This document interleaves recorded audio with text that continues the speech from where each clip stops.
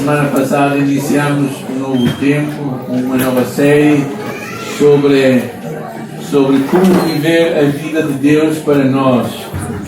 E a semana passada tocamos no tema do cansaço. Não sei se vocês estão mais descansados esta semana. Glória a Deus. Graças a Deus, que bom. Então alguns aproveitaram a mensagem. Eu também ontem à tarde, no meio da tarde, adormeci. Fui dormir, gente. Imaginem que coisa tão abençoada. Eu não tive problemas de consciência. As pessoas têm problemas de consciência. Eu não tive problemas de consciência. Eu tinha consciência que precisava descansar. E nós falámos a semana passada um pouco acerca disso. Se quiserem ouvir a mensagem e não ouviram na semana passada, podem ir lá ao YouTube, encontram lá o Caminho Hermesinde e podem ouvir a mensagem na íntegra. Não é uma mensagem grande para não ficarem cansados, é uma mensagem curta. Mas eu creio que foi pensamentos importantes, como o primeiro deles é entender que o descanso faz parte do plano original de Deus para o ser humano. Não é pecado descansar. O trabalho sempre vai haver. A segunda coisa que nós falamos foi acerca de reconhecer os nossos limites, perceber os indicadores da nossa vida, os limites que nós temos. Descobrir o que nos faz descansar também, cada um de nós, a caixa de primeiros socorros, as coisas que traz descanso à tua vida. A mim é música, caminhar, são coisas desde que não seja com algumas pessoas, não é? Algumas pessoas puxam bem por nós. Mas aprender o descanso como algo, ainda não chegamos aí. Vamos à primeira parte não. Obrigado. Deixa ficar no primeiro slide. E também falamos acerca da importância de nós aprendermos a descansar na obra completa de Cristo, ou seja, ficar descansado. Algo que está muito ligado a este tema do descanso tem a ver com o contentamento. Porquê? Porque basicamente o cansaço é um resultado do descontentamento que a nossa sociedade produz, a insatisfação. Não é? Às vezes nós vivemos numa sociedade que às vezes parece que nos pede sempre mais e mais e mais. Mas lembro-me de uma visita que nós fizemos a Bissau, e eu e a minha esposa e o nosso filho Moisés, visitando a cidade de Bissau, ficando lá 10 dias a servir a igreja evangélica da Guiné-Bissau. O meu filho tinha acabado de ser pai e reparou numa criança que estava com uma lata a fazer um BMW andar. E eu puxar com uma satisfação que alguns, quando conduzem um Tesla, também têm essa satisfação. Mas aquela criança tinha uma alegria e um contentamento singular. Porquê? Porque contentamento não tem a ver com o que nós temos, mas tantas vezes como olhamos e apreciamos cada momento como uma dádiva de Deus. E isto é muito claro, não é? Apreciar cada momento que Deus te dá como uma dádiva dele, não é? Semana passada fizemos um exercício que alguns gostaram, os mais velhos gostaram. Eu sou do tempo que íamos ao videoclube alugar um filme para termos uma noite de cinema em casa. Okay? E havia dias até se comiam pipocas. Dias especiais, é claro. Eu sou do tempo em que a roupa nova era usada em momentos especiais. Não era o quê? Jogávamos à sameirinha. Alguns não sabem o que é samé. Os portugueses sabem o que é aquelas. Ok. Jogávamos ao bugalho. É uma coisa que também está aqui que vai ser difícil para vocês perceberem. Aos jogos que não custavam dinheiro, mas que davam prazer. Ir comer a um restaurante não é algo para todos os dias, é algo para um momento muito especial. E só alguns tinham essa oportunidade, não é? Não havia Instagram, Facebook, mas tínhamos amigos, estávamos juntos. O que eu pretendo passar com isto não é a nostalgia dos velhos tempos, mas mostrar que o contentamento não tem nada a ver com tudo que tu tens e que eu tenho, mas apreciar os momentos da vida. Porquê que às vezes dentro de nós cria-se aquele descontentamento crescente, doentio, depressivo? Porque é que não conseguimos ver Deus em cada fase da nossa vida e sermos gratos? Eu penso que parte do problema é a sociedade em que tu e eu vivemos, uma sociedade que promove a ideia do descontentamento, porque basicamente isso é o que alimenta o materialismo.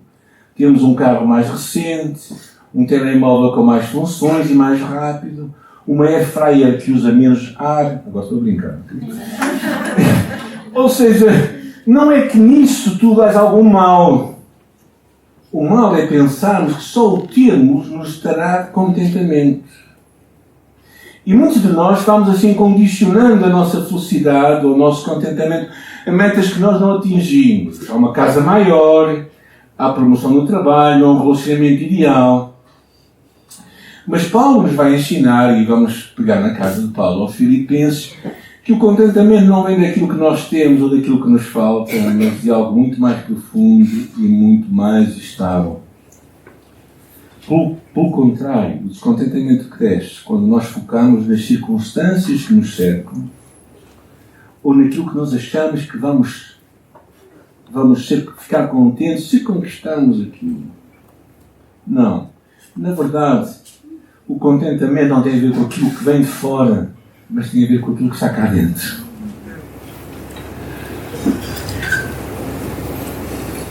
Às vezes nós sobrevalorizamos o que nós não temos e desvalorizamos ou depreciamos aquilo que nós já temos. E às vezes dá uma vontade de pegar em todos nós e irmos a alguns lugares do mundo que existem hoje, onde pessoas com muito pouco conseguem ser muito contentes por aquilo que Deus lhes confiou. Desde lugares onde tens que tomar banho de copo, porque há pouca água, e claro que o copo é frio, não é quente, não é? Lugares em que tu tens que dar graças a Deus por aquilo que te é servido na mesa e que te colocam à frente de ti e tu ficas a olhar para aquilo e tu ficas, isto vai matar o bicho, não vai? Vai matar o bicho. Estava a falar com os meus netos, como é que se dizia em alguns lugares de África, o pequeno almoço, ou mata-bicho, não é? Sei que no Brasil, possivelmente, também há algum lugar que também devem usar isso. Porquê? Porque o bicho da fome, está lá.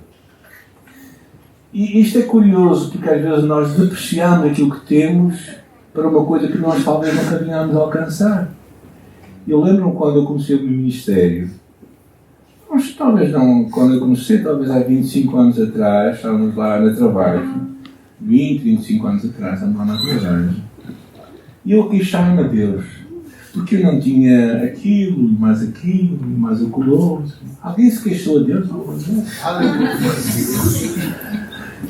Hoje eu a queixar-me a Deus e a ficar descontente e a não agradecer aquilo que Deus decidiu me entregar naquela altura.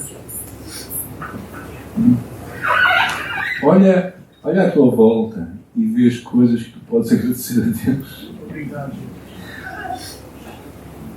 Às vezes nós pensamos, se eu tivesse, se eu possuísse, se eu alcançasse, aí eu ficaria com... Não, gente.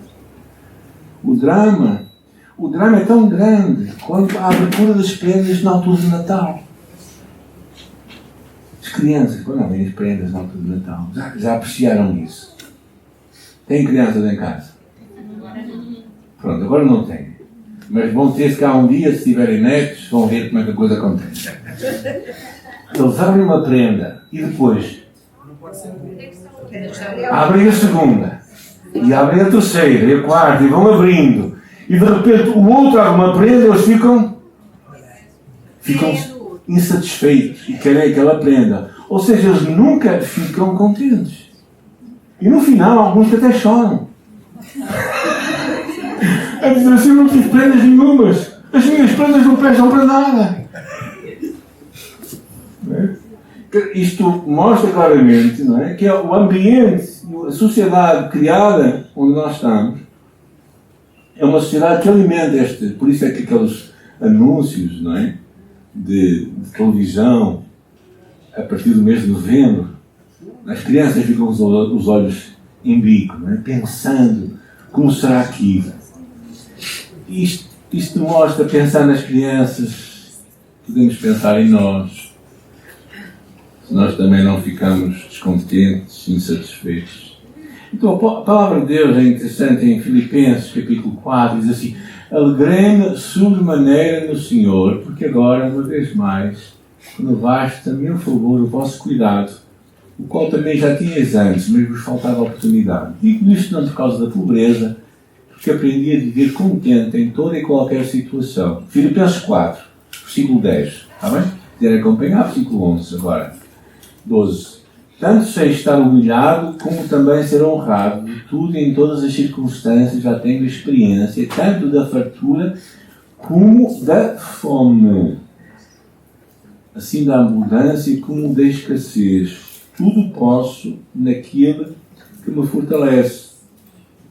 E sabeis também, ó Filipenses, que no início do Evangelho, quando parti da Macedónia, podes avançar, por favor, nenhuma igreja se associou comigo no tocante a dar e receber, senão unicamente vós outros. Não que eu procure o donativo, mas o que realmente me interessa é o fruto que aumenta o vosso crédito. Recebi tudo, tenho abundância, estou suprido, desde que Epafrodito me passou às mãos o que me veio da vossa parte, como aroma suave, como sacrifício aceitável e aprazível a Deus. E o meu Deus, segundo a sua riqueza em glória, há de suprir em Cristo Jesus cada uma das vossas necessidades. Oremos. Senhor, nesta manhã, diante da Tua Palavra, do Teu Espírito e do mundo em que nós vivemos, nós rogamos-te que nos ajudes a ouvir a Tua voz e a viver a Tua vontade.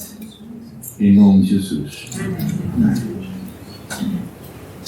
A carta aos Filipenses foi escrita por Paulo quando estava preso em Roma.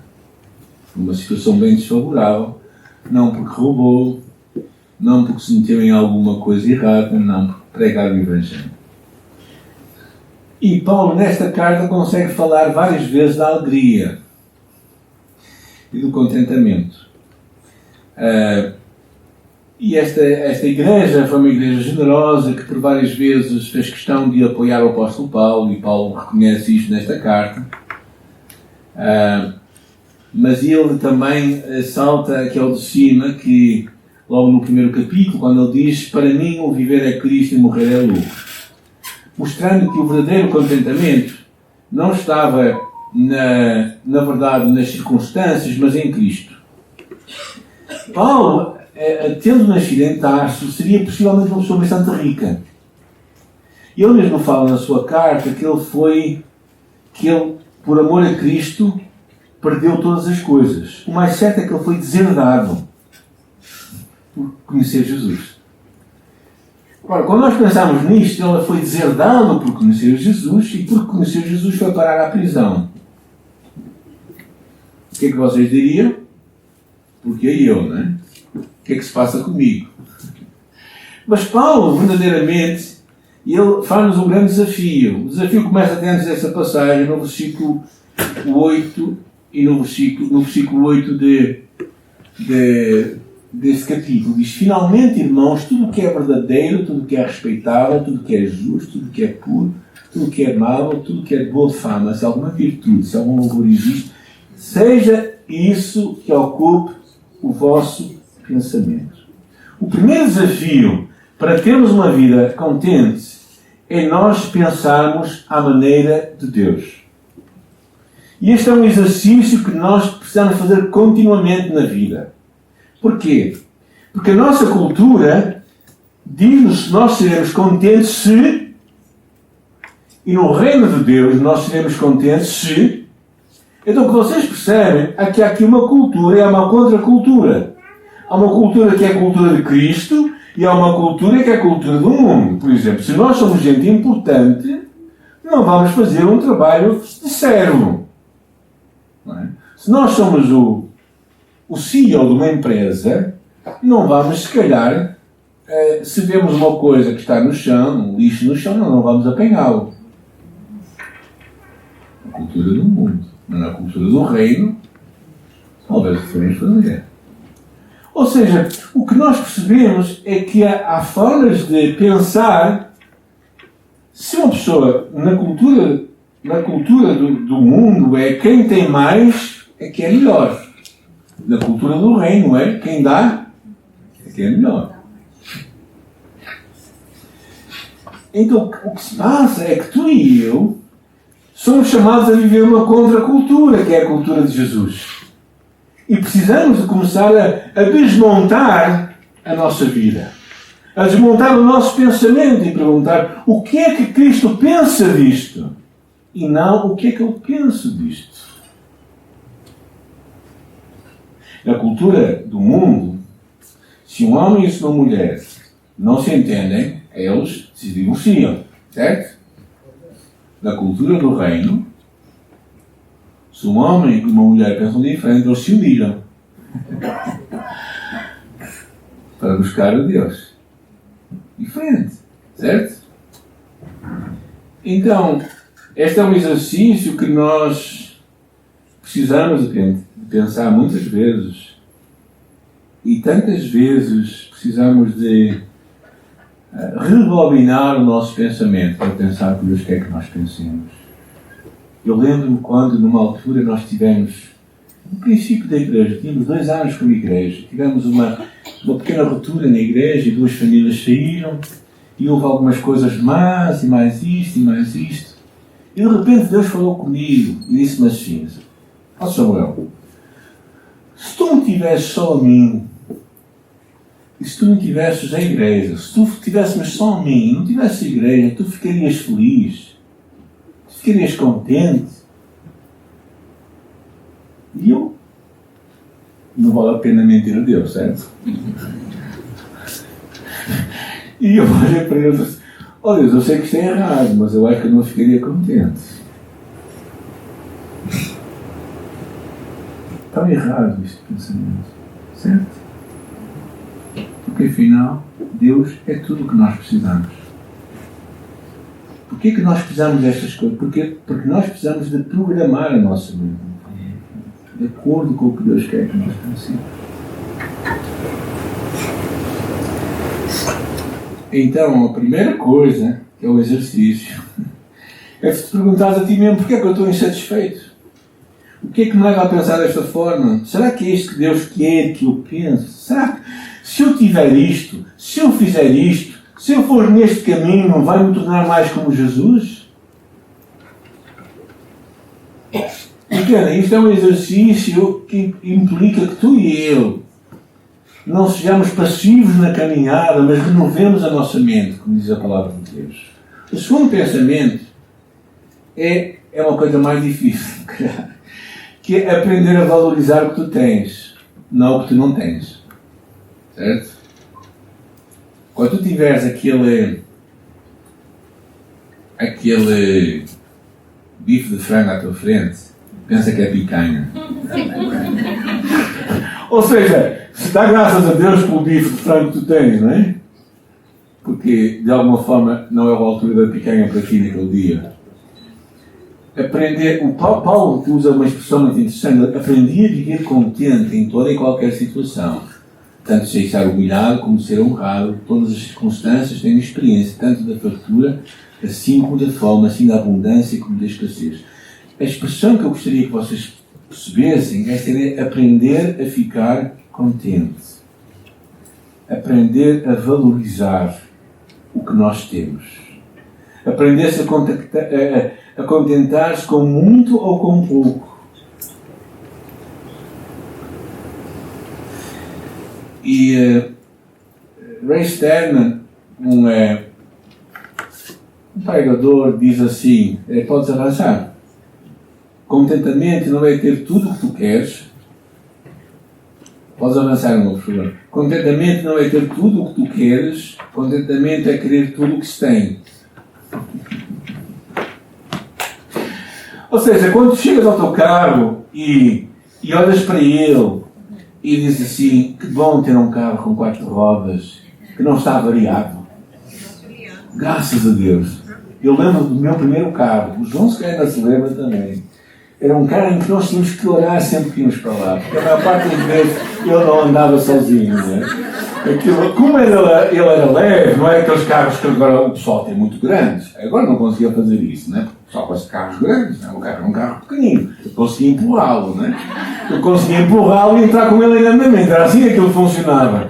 Eu sempre tínhamos para o João, era dos primeiros, ele tinha 3 anos, por aí, 4 anos, e orava logo para que o carro funcionava. Às vezes funcionava, outras vezes não funcionava. A oração e o carro.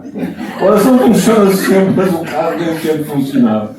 Mas a ideia, e eu fiquei contente, porque aquele carro me fez chegar a alguns lugares, até no Palhau, não é? Até pelo Palhau, eu levava uns garrafões de água para chegar ao Palhau. Eu usava gasolina e água, não é?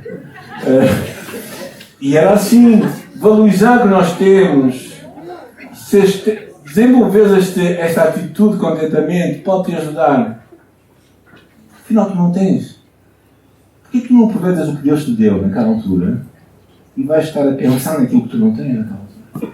Aprender a valorizar. Paulo tinha esta sabedoria, não é? Um homem que... alguns veem aquela série Father Brown, não é? Father Brown, não sei se vem, mas é uma série que é na televisão. E ele diz uma coisa interessante. Há 2 formas de ter o suficiente. Uma é acumular mais e mais, outra é desejar menos. Não é? Você a pensar, não é? Se queres encontrar uma pessoa acumuladoras, é uma doença. É uma doença, gente.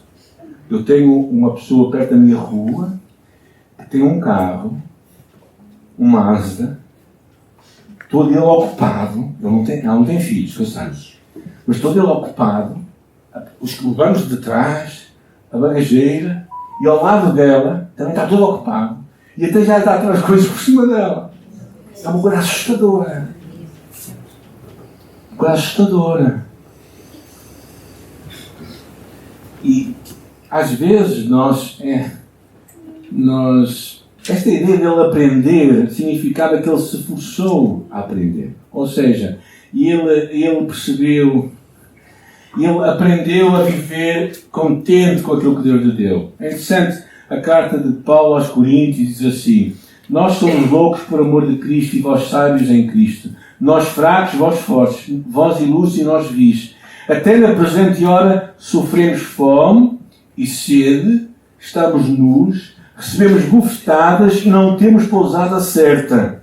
E nos afadigamos trabalhando com as nossas mãos. Somos injuriados e bendizemos. Somos perseguidos e sofremos. Somos blasfemados e rogamos. Até ao presente temos chegado a ser como o lixo deste mundo e como a escória de todos, diz o apóstolo Paulo.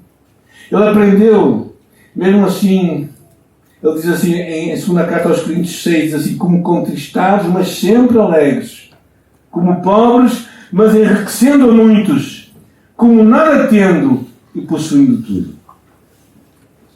Porque o drama do materialismo é que nós não possuímos, nós somos possuídos. O drama de pensar que a alegria, a satisfação está em ter coisas, títulos, dinheiro, relacionamento, o que quer que seja, é que aquilo nos possui a nós não somos donos de nada. Então Paulo aprendeu a viver contente com o que nós temos. Então quando hoje fores sentar à tua mesa, quando amanhã despertares e fores sair de casa, que bom, Senhor, me deste isto tudo. Que exercício, sejas grato.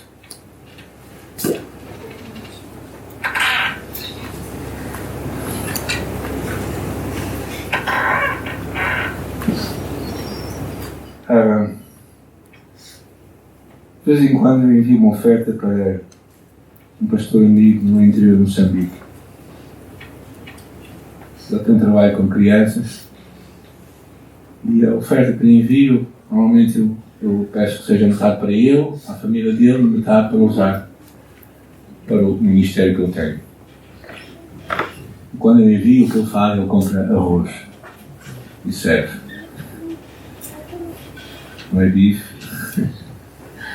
não é frango, arroz, mas ele fica grato. Há uma estabilidade tão grande quando nós conseguimos ser gratos com o que temos. há um contentamento tão imenso e nós ficamos satisfeitos com o que Deus nos entregou. Gente, isto não quer dizer que nós não devemos ambicionar mais ou desejar mais, não é isso que eu estou a dizer. Só que não deixem que isso determine o vosso contentamento. Eu não estou a dizer para terem um carro de 50 anos, ou de 30 anos, ou de 10 anos, como o meu, ou o que quer que seja.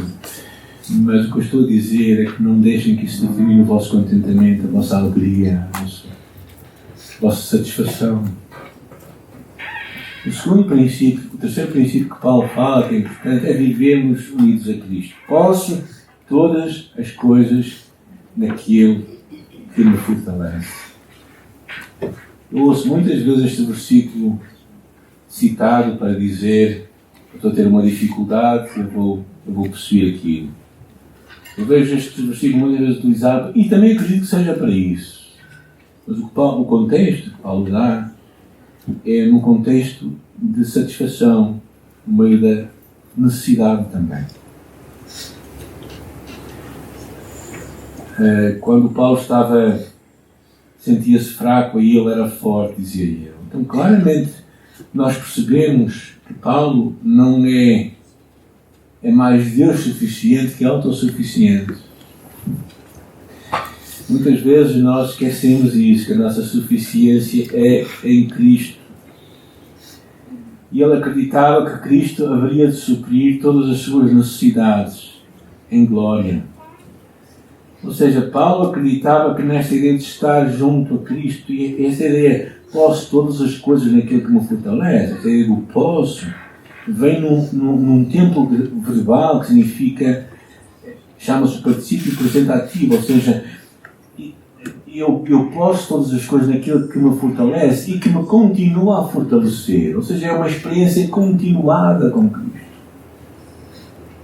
Não é um episódio, não é um encontro que nós temos com Cristo. É um relacionamento diário com Jesus, no qual Ele satisfaz a nossa vida.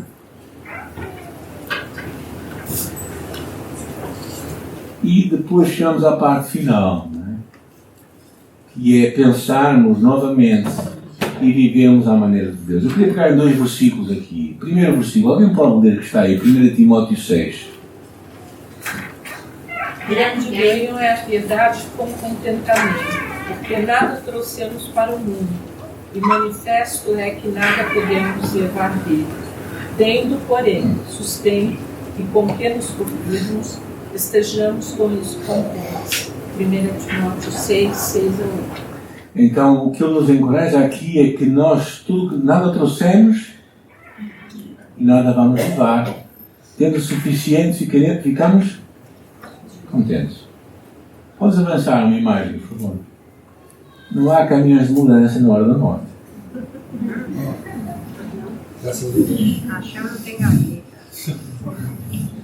Mais vale um prato de sopa com alegria do que um banquete com confusão.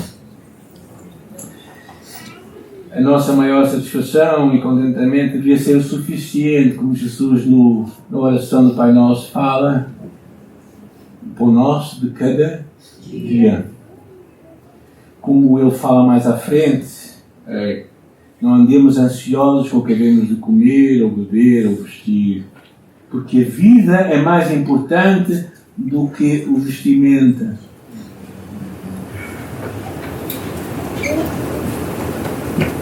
É um exercício para buscarmos o reino de Deus em primeiro lugar.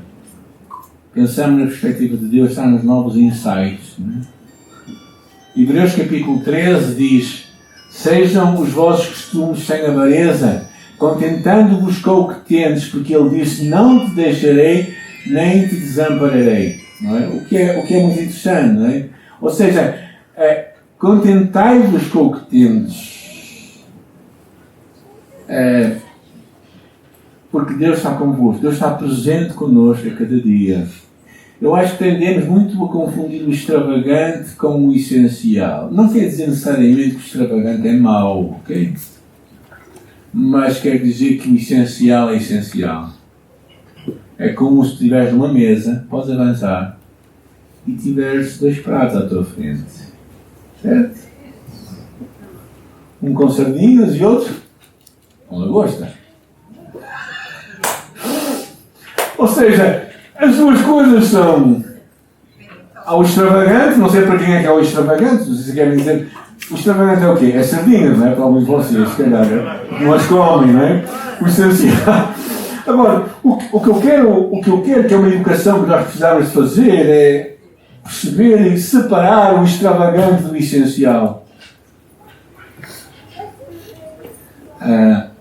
Podes avançar antes que o pessoal comece com muita fome. E no curso de Liberdade em Cristo nós dizemos, por outras palavras, a felicidade não é sobre ter o que queremos, é sobre querer o que nós temos. Sempre que o teu foco seja naquilo que tu não tens, ou naquilo que não podes fazer, tu serás infeliz. Mas se começar a apreciar aquilo que tu tens, serás feliz por toda a vida.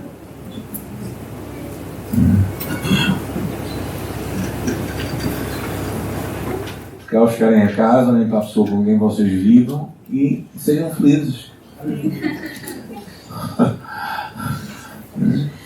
Apreciem. Apreciem o que Deus vos deu. Sejam gratos. Porque o descontentamento não os vai ajudar em nada.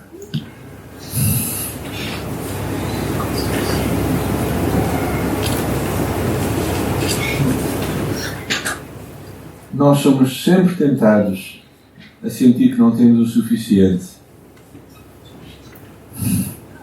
E às vezes pulamos de lugar em lugar, de relacionamento em relacionamento, porque não valorizamos o que nós temos. E às vezes seria tão bom que tu, antes de avançares para alguma coisa que tu não sabes o que vem, tu desses graças a Deus por aquilo que tu tens. E com isto eu não estou a desencorajar-vos a serem ambiciosos, a quererem avançar na vossa caminhada profissional ou nos recursos que Deus vos tem dado. Não é isso que eu estou a dizer, mas não permitam que essas coisas limitem o vosso contentamento. É só isso que eu acho que a Bíblia nos está a ensinar. De forma muito clara. E claro, a passagem termina na alegria de dar e receber. O contentamento de dar e receber. Dizia Paulo, recebi tudo e tenho abundância. Estou suprido desde que Epafrodito me passou às mãos o que veio da vossa parte, como um aroma suave, sacrifício aceitável e aprazível a Deus. E o meu Deus, segundo a sua riqueza e glória, a suprir em Cristo Jesus cada uma das vossas necessidades. Paulo falava ali coisas muito significativas. Epafrodito foi enviado por aquela igreja como oferta. E fala que aquilo foi como um odor, uma fragrância, um sacrifício aceitável e agradável a Deus. Podemos avançar, por favor. Porquê? Porque eles tomaram parte da aflição de Paulo.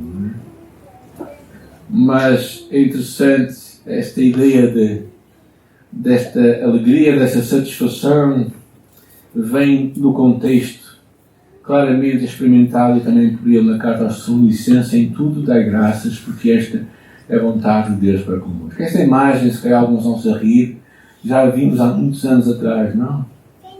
Esta imagem eu vi quando eu era miúdo. Havia um quadro vendido, eu acho que vendido em quase todas as casas dos evangélicos em Portugal, que tinha esta imagem deste velhote com o pão à sua frente, a sendo agradecido.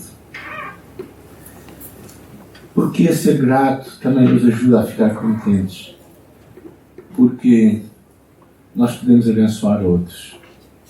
Na nossa igreja tivemos a alegria de ter podes deixar aquela imagem, por favor? De ter connosco uma pessoa que durante muito tempo ajudou-nos muito financeiramente. Entretanto, essa pessoa passou por uma dificuldade financeira grande. Ele ficou desempregado durante um tempo muito longo da sua vida. E naquela altura, nós como igreja, os pobres da igreja, nos juntaram e deram uma oferta. Ele recebeu com alegria. Quando nós começámos a igreja, nós éramos uma dúzia e meia de pessoas. O nosso primeiro missionário foi um colombiano, na Arménia, e apoiámos aquele pastor. Uma oferta que levantámos também na escola dominical, umas caixinhas que tínhamos, levantávamos e juntávamos para ele.